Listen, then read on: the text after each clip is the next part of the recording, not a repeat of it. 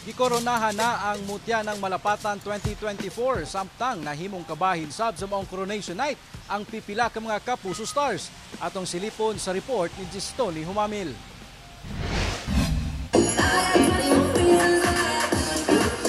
Lutaw ang kaanyag sa 11 ka mga Malapatenya atol sa mutya ng Malapatan 2024 gikan sa ilang play suit attire, festival attire,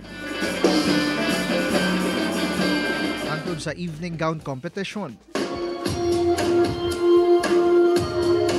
Gipamatud-an sab sa mga kandidata ang ilang katakos sa preliminary interview hangtod sa final question and answer portion. Because I do believe if we would be able to invest more in education, we could break the barriers that the people are putting period in us. Sa ulahi, gikoronahan isip mutya ng Malapatan 2024 ang 20 anyos nga si Evangelica Gafa, usa ka BS Ed major in English student.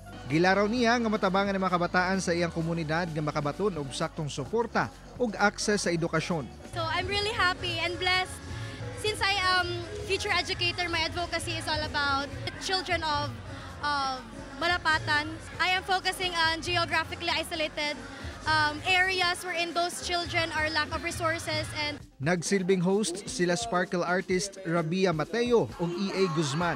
And this is Mutya ng Malapatan 2024. Samtang giharana sab ni Rocco na sino ang mga kandidata.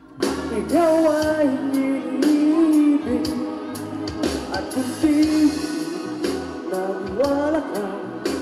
Mapasalamaton ang Kapuso Stars sa init nga pagdawat kanila sa fans.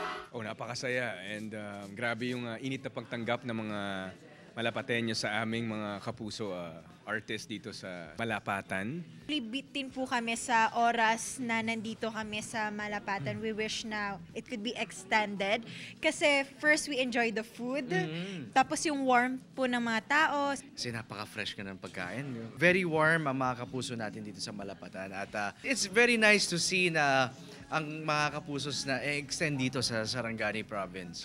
Giimbitahan sab nila ang fans nga suportahan ang ilang mga programa sa GMA ug upcoming projects. Siyempre, pagbabalik ni Akil sa Sangre at sa pag-guest ko sa mga upcoming shows, siyempre hindi ko pa pwede sabihin. Abangan niyo po ako sa Pulang Araw. May short but special participation po ako doon. And it's been an honor bilang isang Pilipino na makabalik tayo sa 1940s to relive our history.